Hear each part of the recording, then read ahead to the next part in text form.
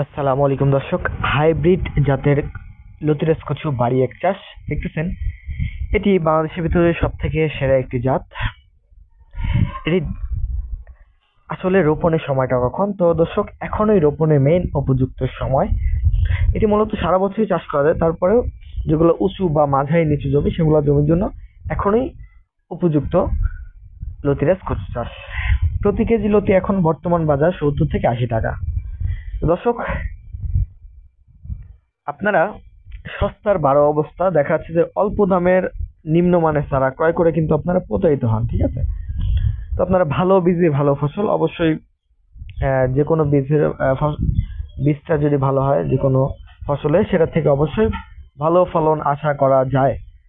তো দর্শক, যারা হাইব্রিড জাতের লতিরাজ কচু বাড়ি এক চাষ করতে যাচ্ছেন, প্রতি 1 বিঘা বা 33 শতাংশ জমিতে এটির থেকে আপনার 8 থেকে 10 মণ করে লতি উঠাইতে পারেন প্রতি সপ্তাহে।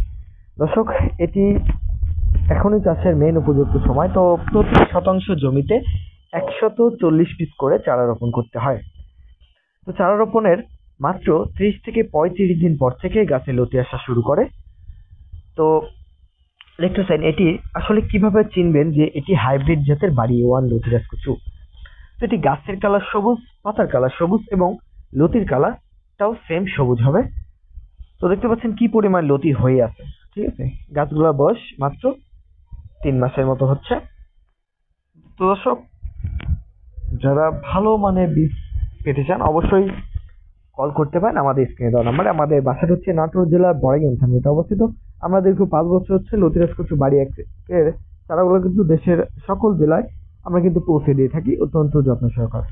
দর্শক, সস্তার বারো অবস্থা, আপনারা ভালো মানের চারা পেতে হলে অবশ্যই স্ক্রিনে দেওয়া নাম্বারে কল করবেন। আর দর্শক, ভিডিওটা যদি ভালো লেগে থাকে এরকম রেগুলার ভিডিও পেতে অবশ্যই চ্যানেলটিকে সাবস্ক্রাইব করে পাশে থাকবেন। আল্লাহ হাফেজ।